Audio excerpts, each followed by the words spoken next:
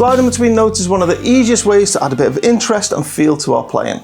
Hello and welcome back to the channel on our continuing voyage to become better blues players.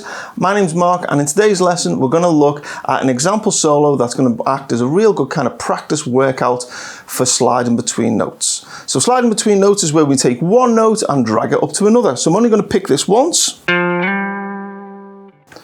you got two notes.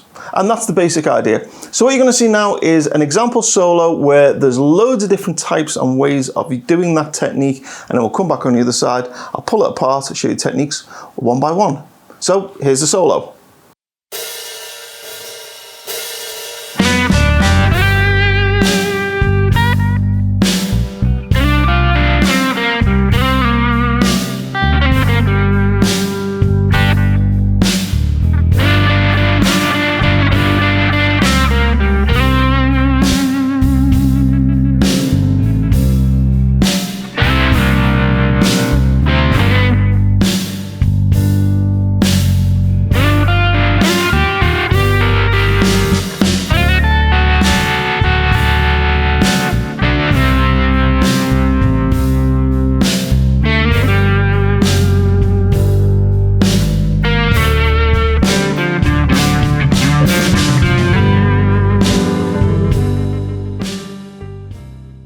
So that was the example, and what we'll do now is I'll break those licks down, show you them all one by one, and then at the end I'll show you another way of sliding between notes, which I didn't actually include in this solo, but we're talking about anyway. If you'd like a copy of the tab to today's lesson, the tab is available for free. Please send me an email, details are in the description below, and simply ask for what we call this beginner slides workout. Okay. Also, the backing track that we're using for today, that's also available on YouTube. Again, see details below. Big thanks to the Patreon supporters who make all of this possible by paying for the tab and everything to be produced. Okay, so on with the lesson. We start with lick one. We're in the key of G. We're doing a 12-bar blues in G in this solo. There's a 4-beat counting before the backing track starts, and we come in on beat 4 of that counting. And it goes like this. 1, 2, 3. And nice and slow. Slide 3 to 4.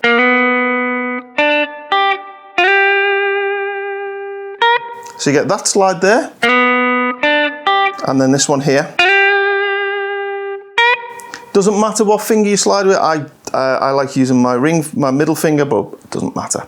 Okay, that was lick 1. Lick 2, we're going to start sliding and picking between strings. And that goes like this. 1, 2, 3, 4. Okay, nice and slow.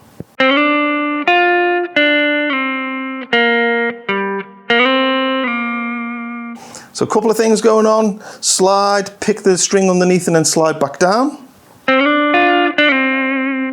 Okay, and then at the end of the lick we've got this 3 to 5 and then back again with our index finger. Okay, so a couple of slides in there. Okay, so that was lick 2. Lick 3, I actually stole from Peter Green on the John Mayall Blues Breakers, It Hurts Me Too. That's where this lick came from. Anyway, it goes like this.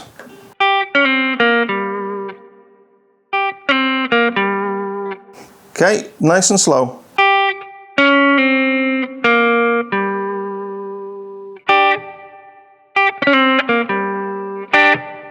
Lick 4 now is it's the kind of the classic blues lick.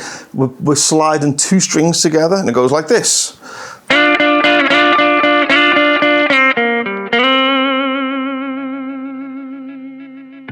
Okay, so the point is that we're hitting triplets counting 1 and 2 and 3 and on each of those 1, 2 and 3 we're going to slide up with 2 strings together. Nice and slow, it goes like this.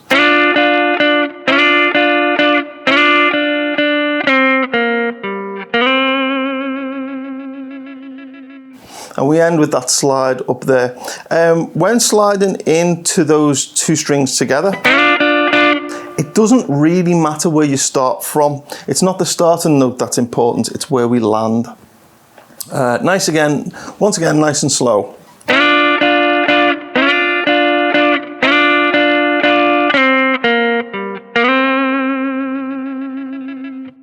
So that was slide 4. You'll notice that we landed on this C note, G string, 5th fret. That's because the underlying chord progression has now moved to a C7. So that was lick 4. Lick 5 then comes in partway through the next bar. We're still over the C7 chord, and it goes like this. 1, 2. Okay, and what we're doing is we are holding down, I'm using the side of my index finger, top 3 strings, and I'm dragging up to the 5th fret and then back down, all as one movement. The important thing with this is the timing of it. It comes in 1, 2, da da, so it's on the and after the 2. Okay, so we get that little movement, and then we get this. Okay, so what we're doing is I'm using my ring finger to hold down. I'm aiming for 3 strings. I'm probably only hitting 2 of them though. And then hammer on 3 to 4 with my ring finger with my middle finger while holding down the other strings at the 3rd fret. Okay, little move, clapped and used that one kind of all the time. We're now back over the G7 chord, and what we're going to do is lick 6 is basically going to walk up the pentatonic using the G and B strings, and it goes like this. And you can kind of let those notes ring out if you want. Nice and slow, here it goes.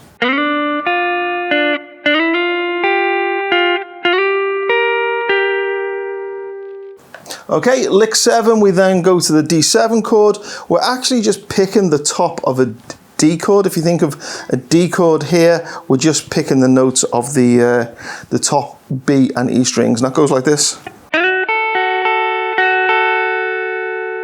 Okay, and again.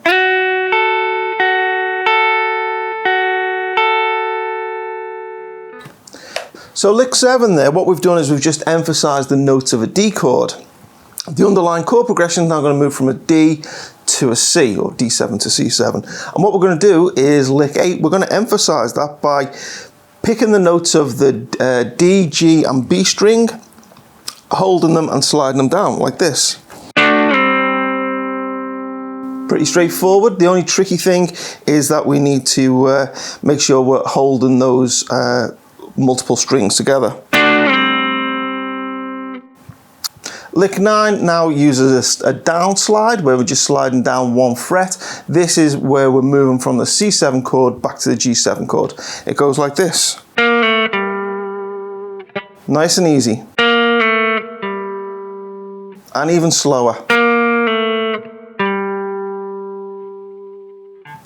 Okay, then we get lick 10. Now we're going to emphasize the D7 chord, so we're going to pick a note from a D chord. So we're going to pick this one here, the A on the 2nd fret. Again, we're going to slide down, but we're going to hold it this time before playing the rest of the lick, and it goes like this.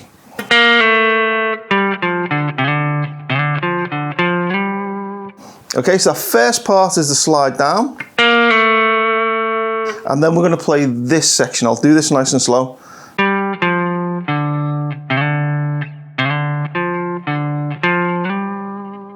So lots of sliding going on, and then you'll notice, I'll do it again nice and slow. Watch where I'm changing fingers from sliding with my ring finger to sliding with my index finger. Here it is again, nice and slow.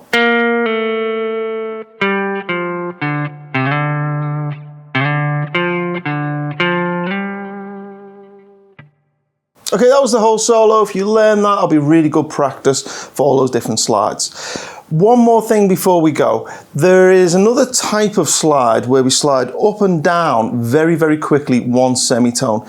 George Lynch does this. Chris Buck does this an awful lot. He's got some great videos on his channel where you can see it playing really close up, and he uses this a lot. I'm talking about this type of thing here.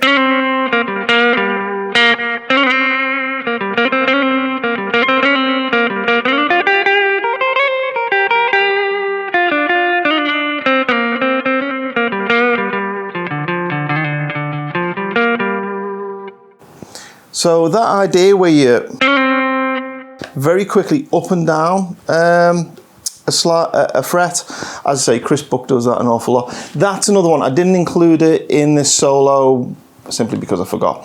Right, what I'll do now is I will play you out with the names of the Patreon supporters on screen as a big way of saying thank you to them, and that we acknowledge, you know, that they keep this channel going. And what you'll do is you'll hear me improvise. I'll play the whole solo again, then I'll just carry on and improvise, and we'll see what that sounds like. Till next time, take care. I'll see you again.